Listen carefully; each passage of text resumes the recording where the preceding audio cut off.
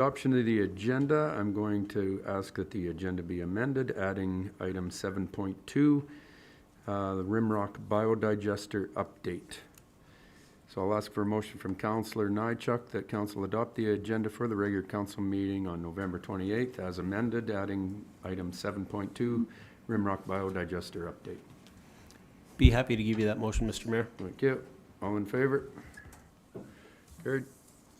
Consent agenda. Ask for a motion from Councillor Jones that the following are adopted by omnibus motion in accordance with Council's procedure bylaw, November 14th, regular Council meeting minutes, and the strategic priorities chart. I'll give you that motion, Mayor Snodgrass. Thank you. All in favor? Carried. Any public comments? Gary? Nothing? Thanks. Asset management strategy framework. Oh. 5.1 traffic calming. Oh, I got 5.1 as asset management strategic, but we can go, what's it say in yours? Traffic calming. Traffic calming, okay. 5.1 traffic calming pilot. Kaylee?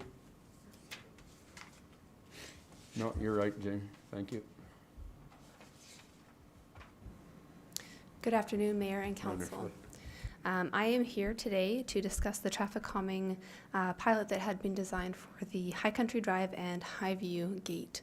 How we got here was that we were having some challenges with the users of that intersection and trying to have a safer or a more accommodating intersection for all those who are using that intersection. So in this case, we have cars, we have pedestrians, we have golf carts, and then of course we have any other mode of traffic, which could be scooters and such.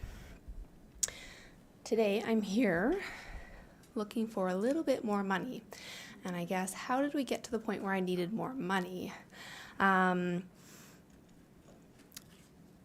Council had originally asked administration to take a look at the intersection and see if there were any traffic calming options that we could come forward with. We had put together some very simplistic options for council to review, with there being an interest towards the traffic circle option. We took that with our consultant and had it reviewed. Some of the challenges that we came across was that there is nothing really that lays out how we pilot traffic circles, and also traffic circles are still relatively new within the scheme of Alberta and Canada and some of the guidelines and standards and specifications. Also, one of the other challenges was, well, how do we pilot this, put in the safety measures, and ensure that the safety measures are reasonable? Reasonable for us to maintain and reasonable for the driver who will be encountering a lot of these safety measures that are going to be in place. And so we went back and forth quite a bit with our consultant and doing those safety checks, which, yes, ultimately leads us to having a few more products out there, so a little bit more on the delineation to ensure that the pedestrians are going where the pedestrians are supposed to be going, where the vehicles are, and hopefully eliminating any of that potential conflict that may take place in that intersection, because that's what we're trying to arrive at. And so that puts us with more product out there, which is ultimately going to cost us some more money. I'll leave it there and open it up for questions. Thanks, Kaylee. Just a quick question so I'm clear. When we first talked about this, it was kind of talk that these temporary roundabouts exist, that you kind of just drop it in the middle of the road and you're good to go. They're kind of pre-built and boom, you're there. That's not really what I'm seeing here, is it? There's a bunch of bollards and pylons kind of stuff that's... That is correct. The reason for those additional pieces in there is actually within the middle of that roundabout, you notice that there's a bunch of speed bumps in there. Those speed bumps actually are supposed to be acting as essentially a mountable island like you would see in a roundabout, and it would be so that we could still get our bigger vehicles through here and they would go over the speed bumps, but then that wouldn't allow for the average vehicle just to go whipping through the traffic circle without having to kind of go around that circle. Okay, thank you. Yeah. Councillor Jones? Thanks, Kaylee. Looking at the design too, I know one of the things we had discussed was the pathway for the carts. And so it looks like there's like 4 walkways that are going in there, like around, like sort of where that pathway is from the carts on all sides. Will people not cross the roads at the corner now with this design? So on these roundabout designs, what happens is actually the crossings go further back so that provides room so that you could get through the traffic circle and have about one standard vehicle worth of queuing space. So if they need to stop for a pedestrian or a golf cart, that they're not now holding up the traffic roundabout. And so, Go ahead. so that's why they're bumped back. Okay, so it's kind of similar to where the cart pathway is at the moment. And so I know that one of the concerns is that the carts or people just sort of go. So if you're in a roundabout driving, you kind of don't see them until you get to that point. Is that going to be an issue? So ideally, by putting this roundabout in, is we're actually calming the traffic from 50 down to 30. Now, that's not to say that I'm going to be able to get every driver to slow down and go around the corner of that roundabout, but that's the case, is so that hopefully when we're coming through that intersection, we're coming through at a slower pace, and thus providing more reaction time for that pedestrian and that golf cart. And I mean, we have statistics that do show that the rate of death or severe injury does lessen as you lower the speeds down. So, And so people crossing, there's no lights or signage or anything for them crossing. We just have to be aware that they're crossing still. there would still be signage that indicates that it is a crosswalk. But no flashing lights or But anything? no flashing lights, no. We quite often keep the flashing lights away from intersections just because usually when you have an intersection, it's already controlled by a device. If you put too many devices, then you start to have challenges. Yeah, I know one of the, in our discussions before, it was like, we didn't want it necessarily, doing this was gonna alleviate the need for those like flashing lights of some sort. But I actually don't know that it's gonna change the fact that people are still gonna cross and people are, like, I don't know. I get that it's gonna slow down the traffic, which is great, but is that going to, I don't know, do the purpose of what we were trying to alleviate was, people just crossing and without, I don't know. Yeah, it was the golf cart crossing where this all started, right?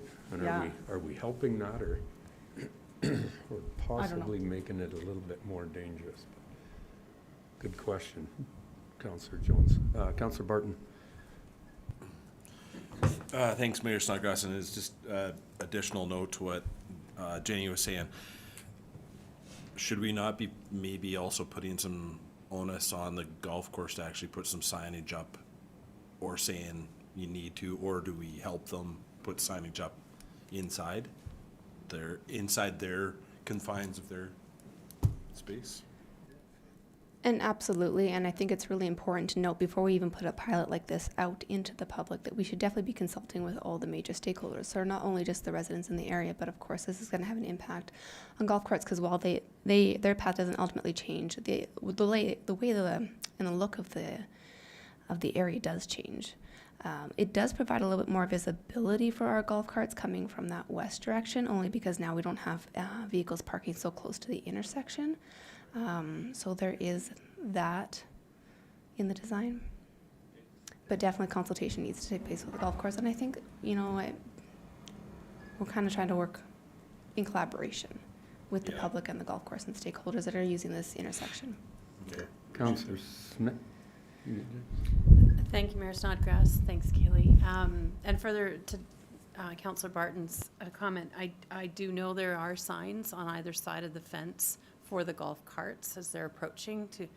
Maybe they need to be more visible because I think they're designed to be less conspicuous, but maybe they need to be a little bit more visible, which is something we can maybe flesh out in consultation with them.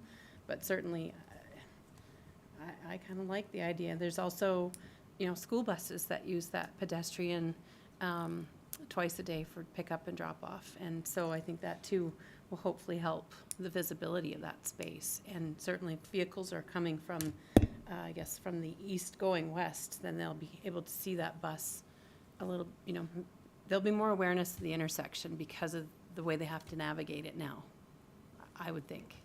That's the hope, right? That is the hope. I mean, this one pushes out the proximity that people can park to to the intersection and to the crosswalks, and it also ideally slows down the traffic.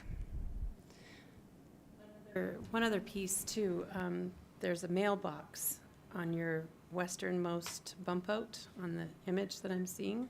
So I don't know if that's going to impact Canada Post, so that may be another one to ensure we're connecting with. Yeah, and they've been identified on our stakeholder to ensure that we're consulting with them as well. I'm going to question why we would do the pilot and not just go with the permanent. The pilot, if we just drop in a permanent, it'll work. Traffic circles work. The ones we've done, they just work. Montrose, McLeod Trail, 12th Avenue, they work. They're way better than lights. They're way better than four-way stops. They just work. Slows down traffic, but everybody just keeps going. Nobody's stopping at red lights and wasting my day with a red light. I hate them. Lights. If we do this pilot project built the way it is, I don't know that you're going to get any good feedback out of it.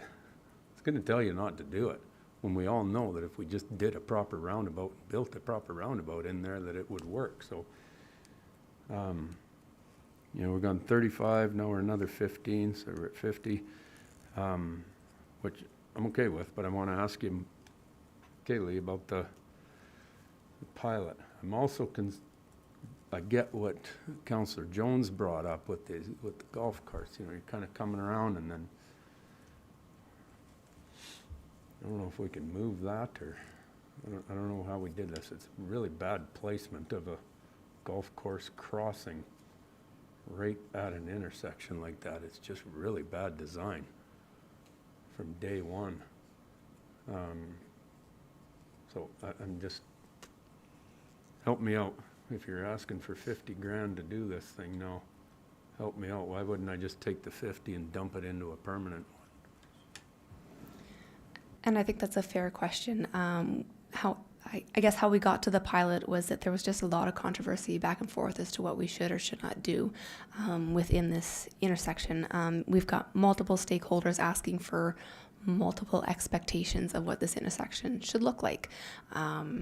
And so that's how we've landed on getting into this pilot situation that would allow us to try it out, allow the public to feel like they're part of the consultation and the part of the review. I mean, I think it's important that we are able to report back and say, this is what we found. But I mean, absolutely, you could build it in place. You could save yourself the upfront money of the $50,000. That's absolutely an option. Keep in mind that a permanent solution is about $350,000, as long as we're not running into some major. I'm saving pennies on a really big project, right? Yeah. And I mean, that's keeping into consideration whether or not we're going to have to look at a little bit of land acquisition, or if we're able to get it all into place. It does look promising that we were able to get the pilot in place, so we should be okay to avoid land acquisition. Yeah, so that's how we landed on the pilot. So, Okay. How much is a tunnel? Councillor Barton.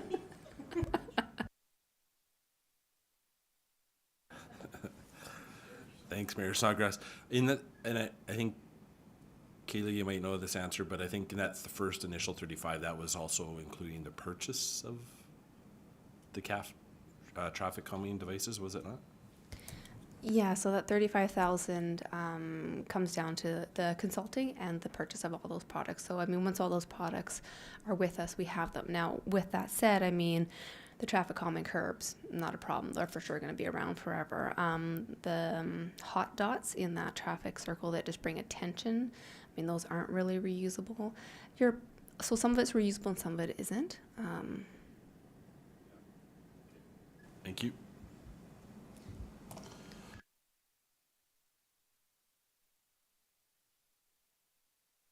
Councillor Kinghorn. Thank you, Mayor Snodgrass. I'm with the mayor on this. You know, we're gonna spend $50,000 and do a pilot, and people are gonna be against or for. I think this is just one of those things that you said the number was about $350 to build one. Can we put that into a capital plan for early next year, Chris? Because I think that, to me, why waste 50,000? Spend the whole thing. Certainly, council could defer this to budget discussions for 2023 and bring this back for capital discussions to have a permanent solution. Would that still give us time to get it done in the spring? Or can we put it kind of in a contingency? I don't know what the feeling of the council is, but times when we go through capital budgets and next thing you know, it's 3 years down the road and it's just getting done. Does that include contingency? It should give us enough time. This would be a project that you want to target for July and August for construction. Stay away from the school zone and the school timeframe. And so it's not a huge project by any stretch of the imagination, but it is certainly something that, you know, if we know early in January, council really wants to do this as part of our budget discussions, that getting the design done sooner and tendered out early in spring would be ideal.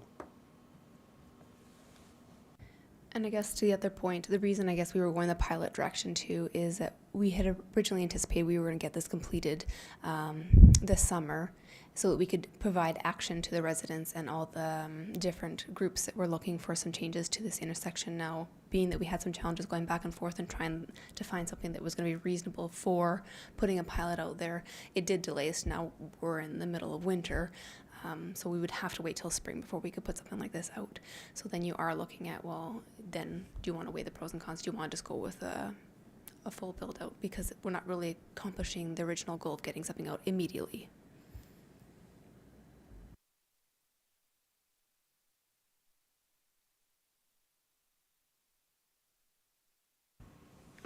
Great. Now what?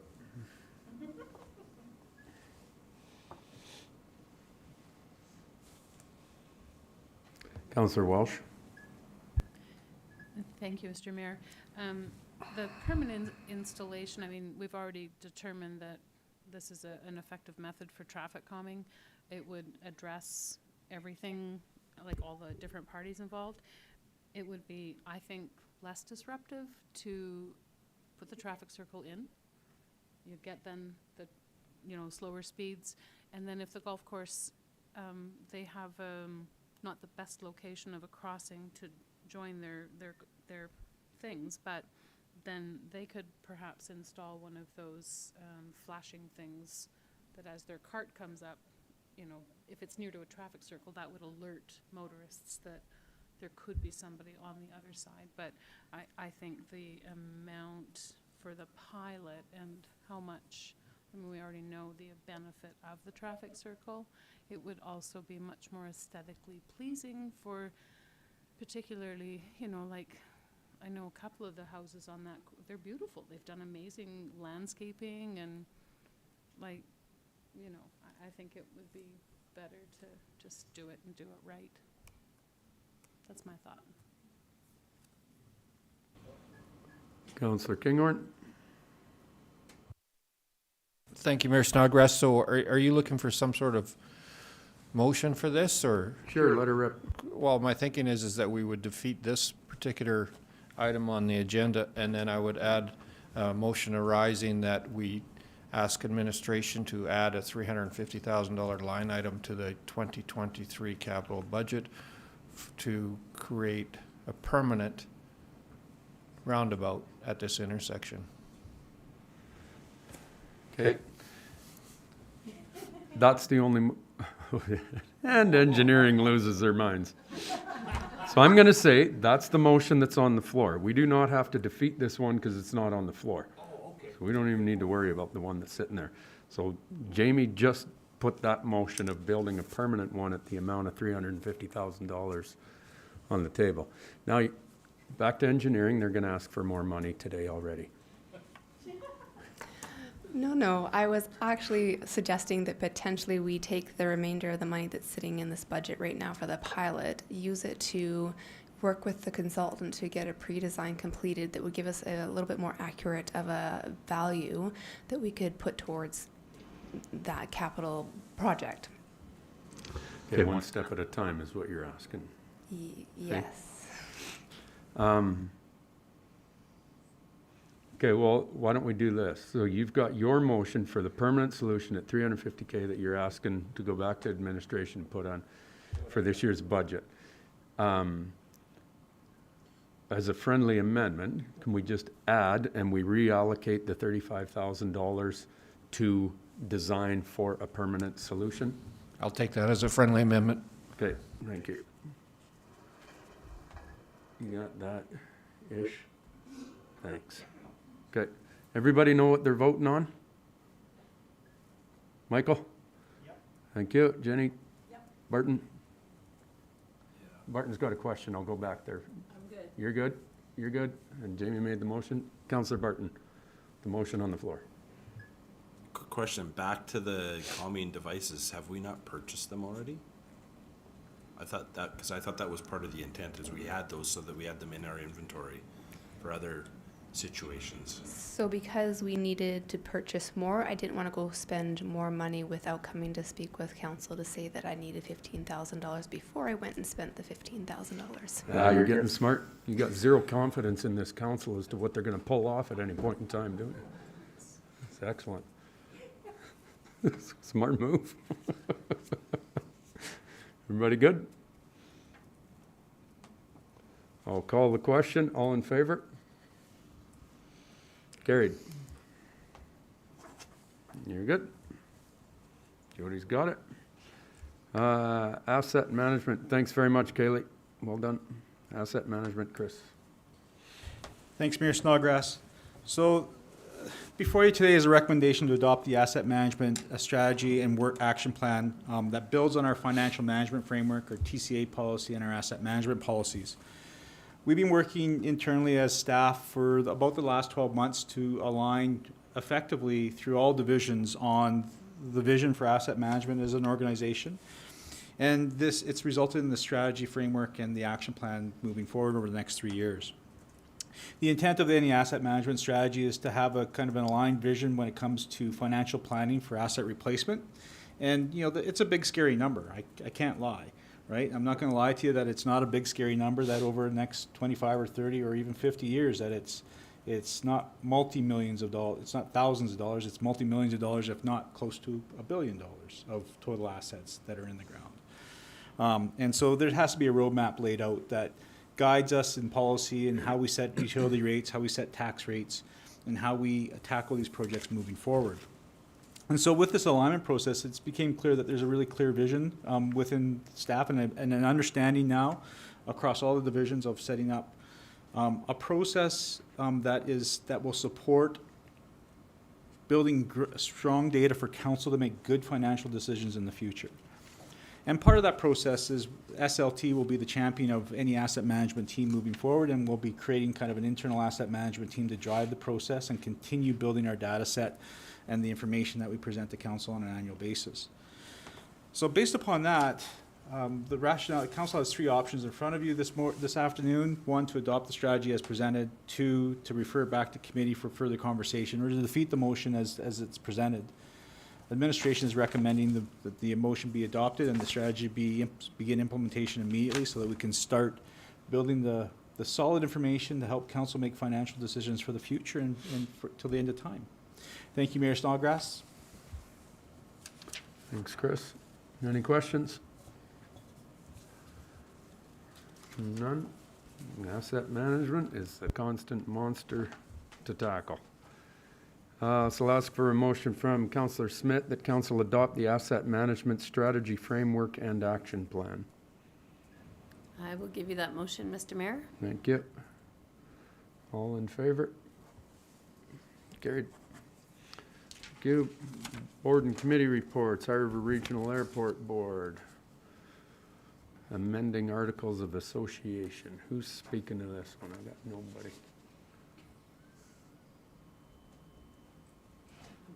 Kinghorn just looked at me with deer in the headlights, which bothers me with him being on the airport board.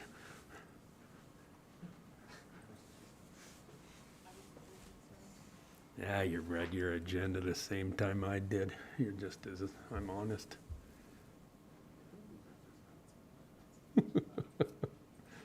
Yeah, Go ahead. I think this is just with respect to, we talked about this at the last council meeting where we removed the position of treasurer from the board and replace that with a director. So there'll be another director, and the treasurer responsibility is being done by the county as we speak.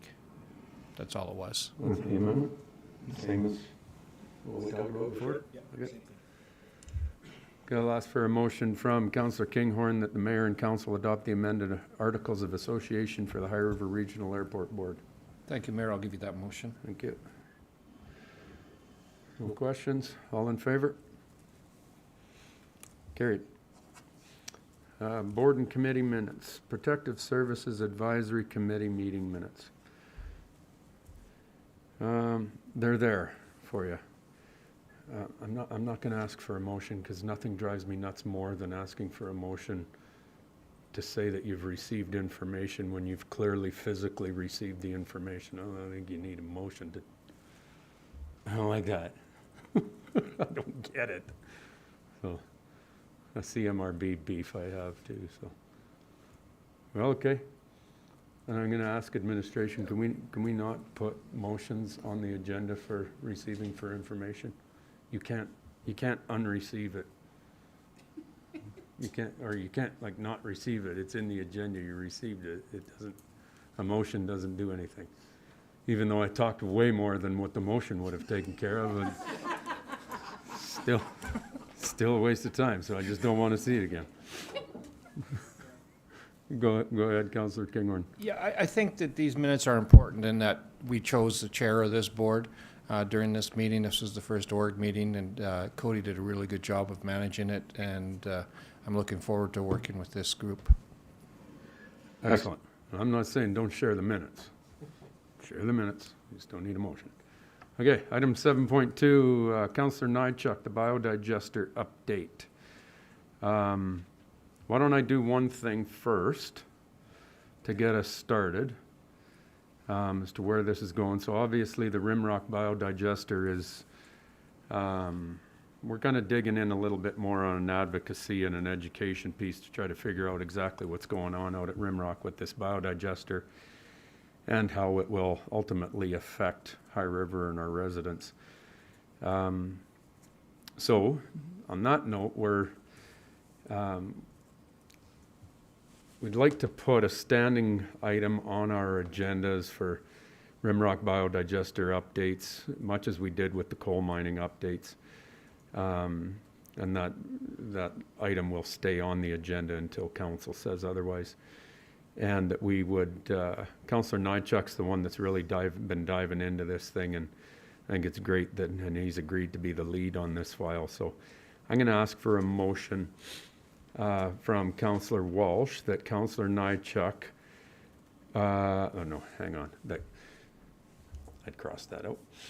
Motion is that council places a standing item on our regular agenda regarding the Rimrock biodigester, and that council appoints Councillor Michael Nychuk as the lead on this file. I'll give you that motion, Mr. Mayor. Okay. Any questions? All in favor? Carried. I will now hand the floor over to Councillor Nychuk for an update on the Rimrock biodigester. Thanks, Mayor Snodgrass. At this time, I'm not going to give you guys something very extensive. As we discussed in committee of the whole, before this motion came to the floor, I've got a couple of pieces of information I'll share with you in short order. They'll be in your inboxes in your email by this evening. A couple of pieces there to start with are the AEP application from Tidewater to the government of Alberta. Share that one with you. Of some concern in that application is the statement of a letter of support that came from Mayor Snodgrass, i.e. the town of High River, that none of us that were on council at that time have any recollection of endorsing and supporting. So I will point out that section of the application so you guys are aware of it, share that with you, and then a couple of other pieces of information just on types of biodigesters, specifically between aerobic and anaerobic, so that we can all start to have an understanding of what is being proposed to the west of our community.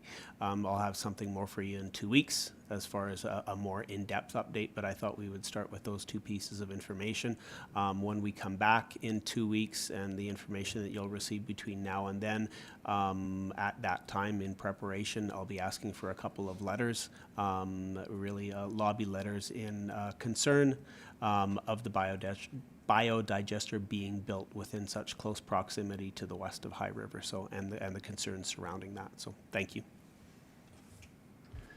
Thanks, Councillor Nychuk. And I'm just going to follow up with what he was talking about with that AEP application because of the letter to the editor that was in the High River Times. I'll address that now, and I'm going to address it probably on social media or something to clarify things. But I have never signed a letter of support for the biodigester.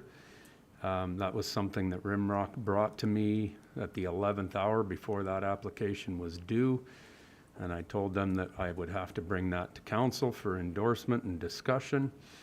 And it didn't meet the time frame, and I wasn't going to sign it. So council never ever did discuss it, and other than through a 3-line email string that we have, and that's late August 2020. But I confirmed it with Kendra as well, just in case I had forgotten about something, but confirmed it with Kendra at Rimrock that no, Town of High River, myself, have never sent a letter of support for the biodigester at any time. I'm connecting with my contact at Alberta Environment right now and seeing if there's anything that they have on file, because I'd love to see it if there is something that's attached to their application, but there's nothing in the application that's actually been submitted that Michael got his hands on over the weekend. So at this point in time, it's absolutely false. Not at this point in time, it's absolutely false to say that we've signed a letter of support. So that's a no-go. And we'll be challenging Tidewater on that. To state that in an AEP application and not having that letter is not good. So we'll deal with that one. Any other questions, comments on the biodigester? All good? Thank you very much. Gary, got anything? The last 32 minutes? Nothing. Councillor Kinghorn? Thank you, Mayor Snodgrass. Not really a question or anything, but I just want to make 2 comments today to council and to anybody who's watching. I am wearing my Santa Claus Parade tie, so don't forget that on Friday night. We're going to have the Santa Claus Parade here in High River, and we're all excited to be part of it. The other thing is on last Tuesday, we had a British pilot come over to High River and attempt to do 2 world records, and she was successful, and High River is being talked about all over the news in the UK right now and across Canada, actually around the world in balloon circles. And it's all thanks to this council that supports that High River balloon port. So thank you. Cool. Thanks for sharing, Jamie. What were the world records? Yeah, what do you do? One record was distance, and she landed just outside of Alsace, Saskatchewan, taking off out of High River. Yeah. If you remember, it was a Chinooki day, so it was she had some pretty good winds aloft. And the other one was duration, and I believe she was 7 hours and 18 minutes or something like that. Wow. Well over 7 hours in flight by herself. Pretty amazing, yeah. Was that the white balloon that did it take off in the morning? Yeah, took off early morning on Tuesday morning there, just as that Chinook was starting to set up. And the winds were 25 to 30 knots at 500 feet, and so she was up and gone. Very cool. Yeah. How was the landing? Actually, I think these folks really lucked out because they managed to get the balloon in the air, and then on landing, it was a stand-up landing in Saskatchewan, but it was a stand-up. Yeah, she did really, really well. They've since gone back to the UK, but and the records need to be verified, but we're pretty confident everything was in place. She beat the Chinook. Yeah. Cool. Yeah, that's my problem there. No other comments? I'm going to ask for a motion from Councillor Nychuk. The council recess the regular council meeting on November 28th at 3:34 PM, move into a closed meeting. I'll give you that motion, Mr. Mayor. Thank you very much.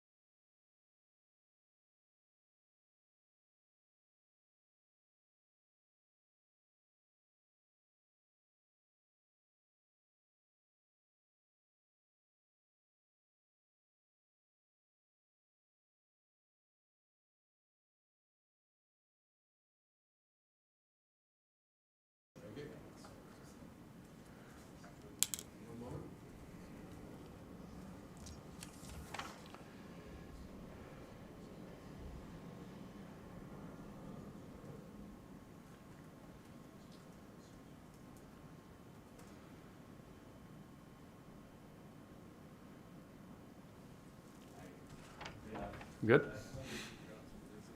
Okay, we're back into the regular meeting of council.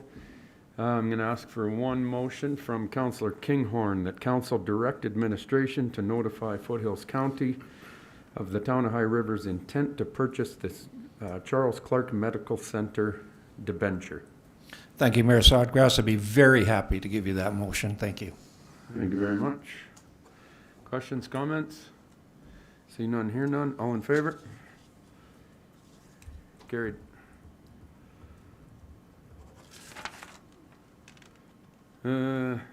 Council correspondence. Couple things there for your reading pleasure. Meeting adjourned 4:29. Thanks very much.